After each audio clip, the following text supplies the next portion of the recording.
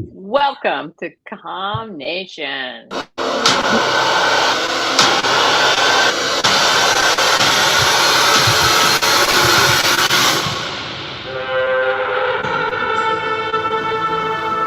Your waking world is shaped by dreams. Dreams and nightmares that I create and which I must control. He's out there looking for me, isn't he? Can you imagine the damage he could do? I need your help. If dreams disappear, then so will humanity. I could do without dreams for a while. I haven't had a decent night's sleep in ages. I'm not gonna stop until I reshape this world. Tell us, what power of dreams you have?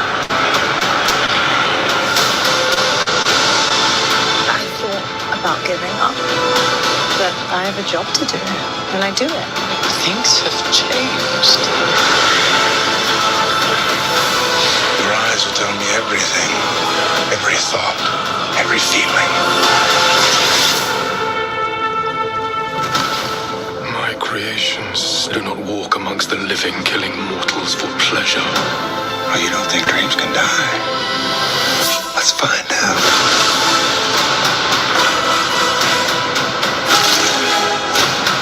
Nightmares do not belong in the waking world. Oh, it turns out I fit right in. Dreams don't fucking die.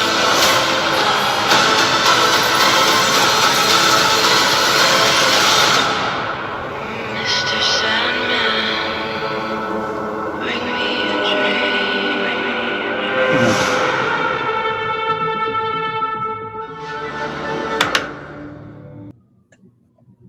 Mere days away. Yeah, I know. Well, good evening. Thank Good evening. you for coming to Calm Nation Trivia. Yes. Thanks for joining us. We like comics, and we'd like to assume you do too. But if you don't, hang out with us for 20-ish minutes, and we'll tell you about some of our favorite comics. This week, we're talking about Sandman. Yes. Which is a cool comic. And exactly. Feel free to subscribe to the channel, like our Facebook page, follow us on Instagram, follow us on Twitter, follow us on YouTube, follow us on, Facebook. Yeah, exactly. Hit the bell, hit the link, hit the tweet. Exactly. Or you can just go to calm-nation.com and you can join our mailing list. Overkill is nice, people. It's really nice. Sure. So tonight, in case you missed the bit with the trailer, we're talking about Sandman. Yeah. And not the So 40s harmonious singing, but Sandman is and was and also not Enter Sandman by Metallica. Different Sandman, okay? different Sandman. Although Sandman is and was not a hugely popular, hugely successful comic book graphic novel and about to become a Netflix series. yes. And it was also for a long time the gateway comic book. Yeah, exactly. Sandman was the comic book that brought a lot of people back to comics or introduced people to what graphic storytelling could be. Yes. I personally... Watchmen, Dark Knight, and a bunch of other books that kind of kept that momentum going. And I lost track of how many times I would go into a comic book shop and the people there would just assume that I was there for Sandman because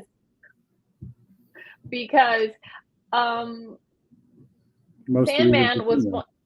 Yeah, Sandman was one of those books that had this huge female following, and I think it was actually, at least initially, more than the males, which doesn't happen a lot in comics. Nope.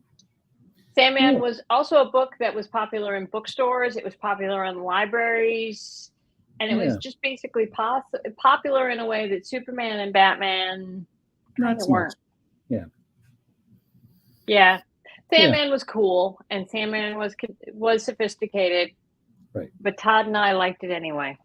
Yeah.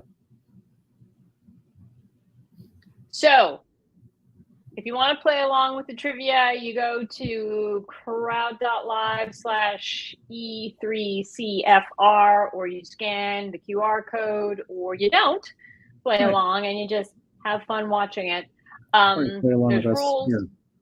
Exactly. There's rules, there's regulations. You can go to the Combination website and learn it, but basically it's rules, it's regulations. You know the drill. And it's multiple choice, so log in, play along. It's not that hard. Exactly. Take a chance.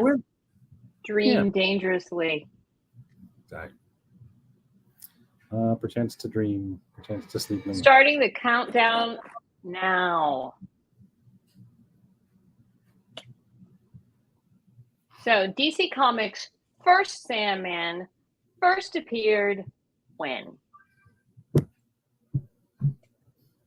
And yeah, somebody said we have a tendency here to start with the first, one of our first questions is always talking about when did the such and such first come out, first debut, etc. Part of why we do that is to give it, start with some context. DC's first Sandman was created by Gardner Fox and Bruce Kurtzman. Mm-hmm. And that Sandman was running around in a green suit, a fedora, yep, and a World War I gas mask, which in 1939 was pretty much appropriate. Yeah.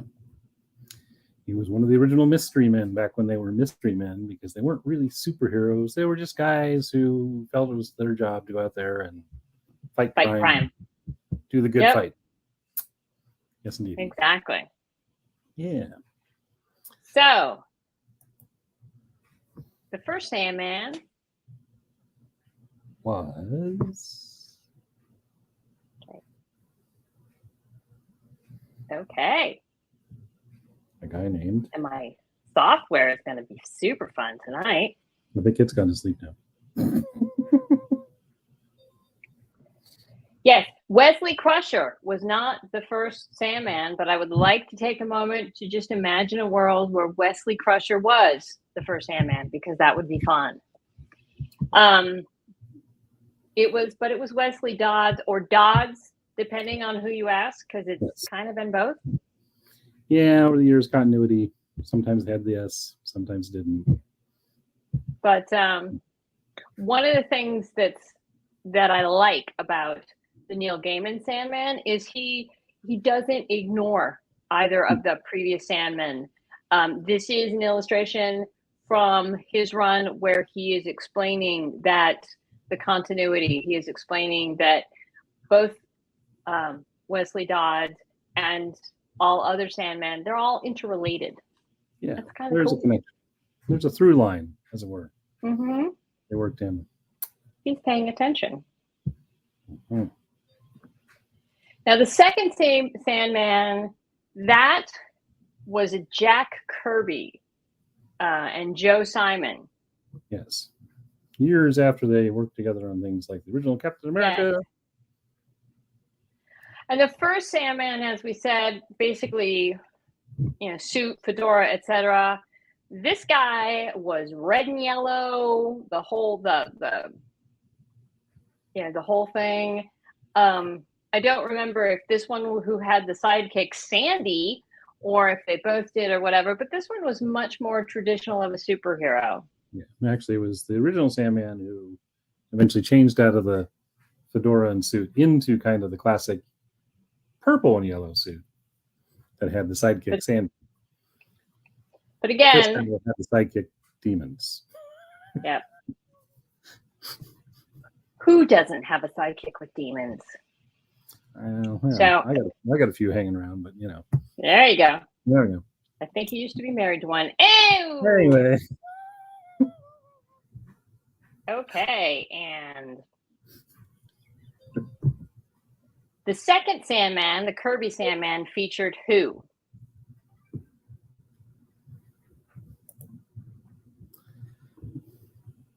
So, Flint Marko, by the way, that was one of the answers. Marvel Sandman, who is a villain who was in some of the Spider-Man movies. Yes. James Fullington, he's a wrestler who goes by the tag the Sandman. Mhm. But yeah, in the second Sandman was called Garrett Sanford. And again, both Garrett Sanford and Wesley Dodd have a place in the current Sandman's continuity. Yeah. For those of you who are, because that's how deep. Mm-hmm. But the one we're talking about tonight is Neil Gaiman's Sandman. Yes. And what year did that one debut? Yes. Way back in those early days of 89. 1989. So 30 years, more than 30 years after that one debuted, that's the one Netflix is doing. Mm-hmm. Oh, there's been a lot of books that have been written on him since. So. Yeah, exactly. Yeah. So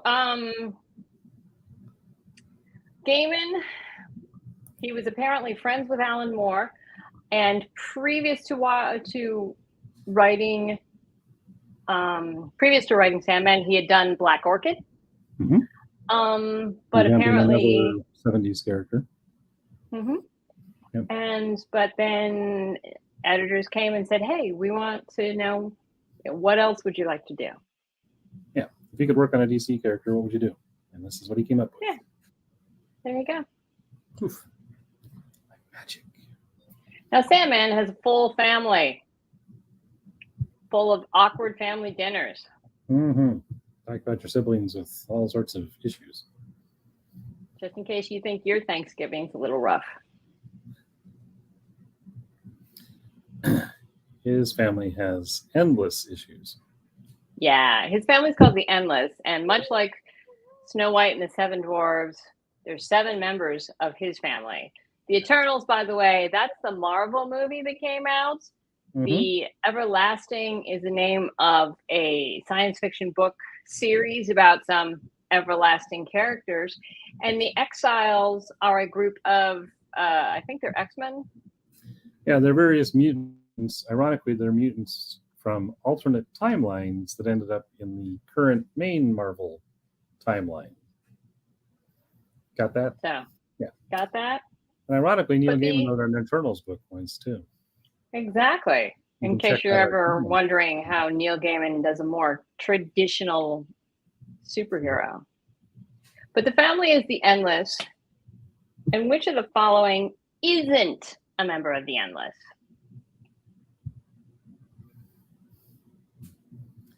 You'll notice a similarity between these folks. Distress. The 7 members, again, 7 dwarves, 7 members of the Endless. I think it's a conspiracy.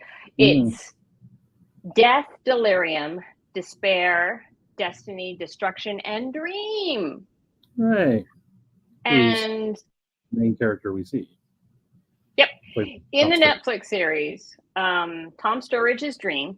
Yes. Mason Alexander Park is Desire, and Mason Alexander Park is a non-binary performer. Yes. Because Desire is a non-binary character. Right.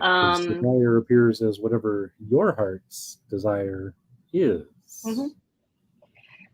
Kirby Howell-Baptiste is going to play Death.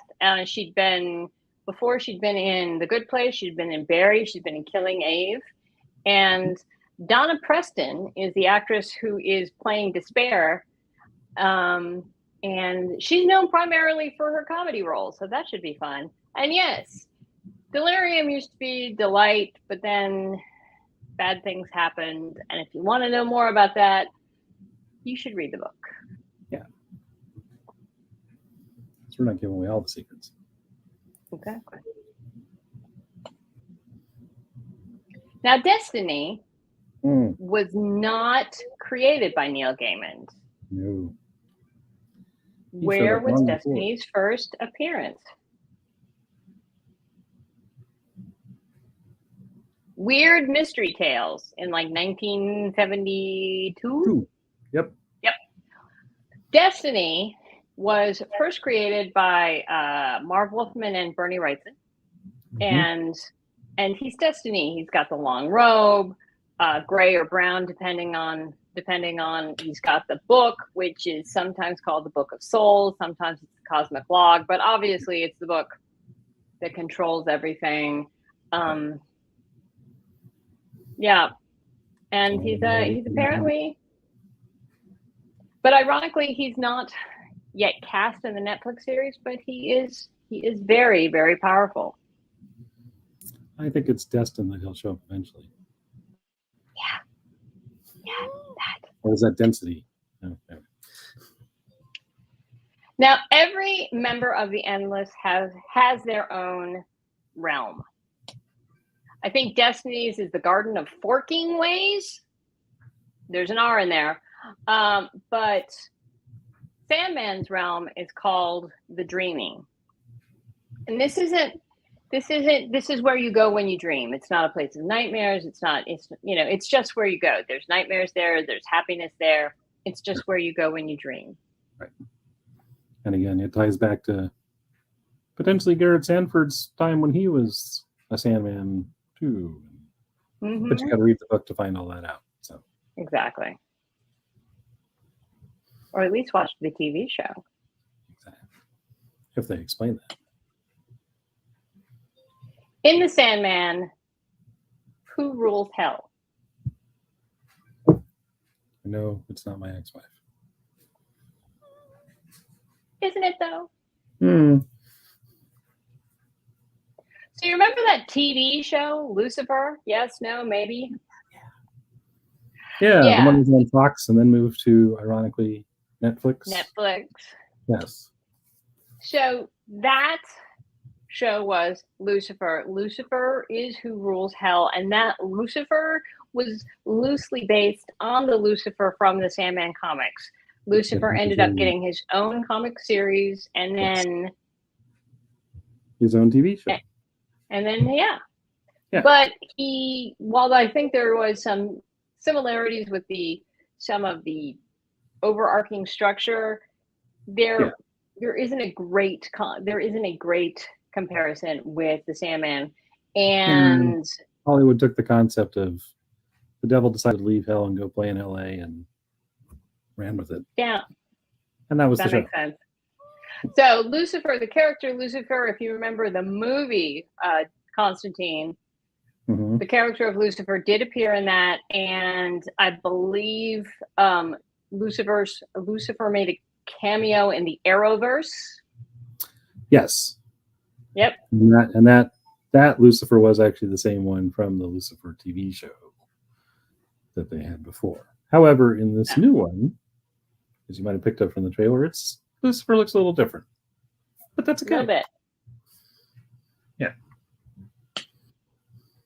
Exactly. Now, which of the following can you not name a gargoyle? It's important. Important rules here. Important. So the gargoyles usually hang out with Cain and Abel. And again, if you're familiar with the Lucifer show or the Bible, Cain and Abel exist. Yes. And they were on DC continuity before because one of them was in the House of Mystery, one was in the House of Secrets. Exactly. And these are DC characters that predate Gaiman's time. And he sort of looped them into his continuity, looped them into his storytelling. And you can never name and apparently, according to Cain, all gargoyles must have names that start with G. So there's the gargoyle Gregory, there's the gargoyle Godi, there's the gargoyle Gazpacho, really, but not Irving. No. Not. Abel tried to name this one Irving. That didn't go well. Go well. I think he killed him again. Which he does a lot. But yeah, kills him on a regular basis. And then he gets better. Yeah. As good brothers do. And then there's the Raven. What's the name of the Raven? It's not Edgar? Not Edgar. Edgar is is the name of one of the mascots for the Baltimore Ravens. Right. And Munin is one of the Asgardian Ravens. But it's Matthew, who at one point existed as a man, full name Matthew Joseph Cable. And again, Matthew the Raven first appeared in Swamp Thing in the 70s. Mm-hmm. But then he died and was resurrected and now lives in the dreaming with the Sandman.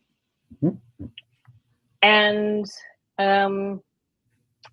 in the TV show, in the Netflix show, Patton Oswalt is going to portray the Raven, and that should be fun.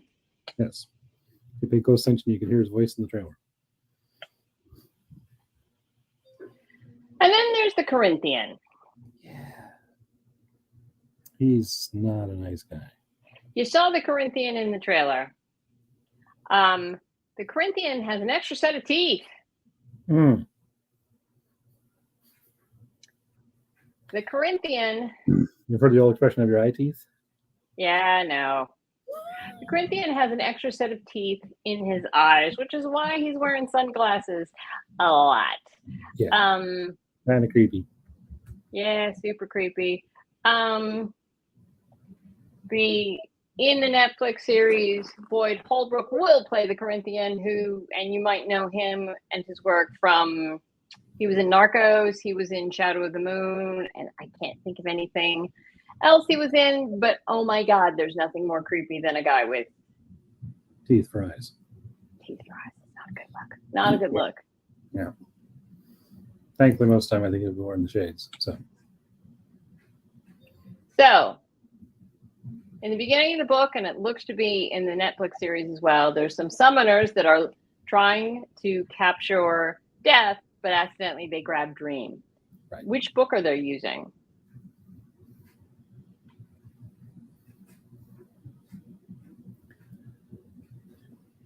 It's the Magdalene Grimoire. Now, if you're familiar with Buffy the Vampire Slayer or Angel, the Magdalene Grimoire is actually a book from there as well. I don't know if they cribbed it from Sandman or what. yes. Ashmole 782 and Book of Shadows are actual books. Ashmole 782 has been missing for hundreds of years, but is very much part of a discovery of witches. The secrets around that book. But the funny thing is that the book itself one time did exist. And Book of Shadows is a grimoire. In fact, it's a bit of a generic term for a grimoire. It's like you can make your own Book of Shadows. Yeah. And the final one, the Necronomicon. Yep. That's courtesy of H.P. Lovecraft. Yeah, and it shows up lots of different places as well. Mm-hmm. Mm-hmm. Indeed. When did Sandman become a part of Vertigo? Wow. Not on completely that wrong list. answers. Sorry about that. And the answer is issue 47. So previous to issue 47, Vertigo didn't exist. No. Became an imprint, largely inspired because of his success as Sandman. It was in 1993, and there was a bunch of, and it sort of specialized, if you will, in horror and fantasy, and was trying to be mature and trying to be those books for adults that already seem to be gravitating in. That and it made it had no attempt. Comics Code at the time, which had been in effect since the 30s, was sitting there and it said you can't have, you couldn't have a certain level of violence, you couldn't have a certain level of creatures, etc. And absolutely was with Vertigo, they said we're not even going to try. Yeah. So again, the illustrations and questions tonight were inspired by the Sandman. Mm-hmm. This is Neil Gaiman's seminal series. It's been in print for 30 years, and there's an all-new edition called The Sandman Volume 1, Preludes and Nocturnes. Neil Gaiman is a New York Times bestselling author and The Sandman is often hailed as the definitive Vertigo title and one of the finest achievements in graphic storytelling. Gaiman created an unforgettable tale of forces that exist beyond life and death by weaving ancient mythology, folklore, and fairy tales, as well as existing comics continuity with his own distinctive narrative. So, according to the Los Angeles Times, called Sandman the greatest epic in the history of comic books, the San Francisco Examiner called it dark, iconoclastic, and wildly successful. Yes. And it went on for 80-odd issues time to get all done. Something like Numerous that. volumes. Yeah. Couple offshoots. Couple spin-offs. Yep. So The Neil sisters had a couple Gaiman books. Neil Gaiman is a New York Times bestselling author. He's winner of the Newbery Medal and the author of the Graveyard Book and Coraline, which was the basis for. Yep. His other books were Anasazi Boys, Neverwhere, American Gods, and Stardust, which was also an award winner. He's got some short stories, Emma's for Magic, Smoke and Mirrors. He's also the author of The Wolves in the Walls and The Day I Traded My Dad for Two Goldfish, which are both kids' books. Neil Gaiman has won what? He's won so many Eisners. He's won the Hugo. He's won the Nebula. He's won the World Fantasy Award and the Bram Stoker Award. And and the illustrations were provided by Sam Keith. Yes. Who did most of the issues of the first run of Preludes and Nocturnes. And one of the other fun things about the volumes as you go along is that other artists picked up and took it too. So you get lots of different art styles if you read all of it. It's fun. Yeah. It's like the graphics are very fun. Yes. Okay. So next week we're going to do Paper Girls, which is again going to be an Amazon series. Or in fact, I think is an Amazon series already. I think the first episode debuted this week. Yeah. So we're just a little bit behind. Yeah. It'll be fun. It'll be exciting to see what happens.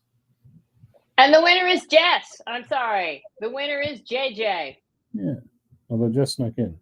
Got some points. Go Jess. Good. Go Jess. Yeah. Okay. Thanks for spending time with us. We really appreciate. Please feel free to subscribe, to follow, join our mailing list, join the this, join the that, join the other. We hope you had fun, and let us know if you didn't. Yep. Yeah, let us know if we can be better. Go out, buy this book, enjoy this book, read this book, and we'll see you next week. And pleasant dreams. Dream dangerously. Mm-hmm.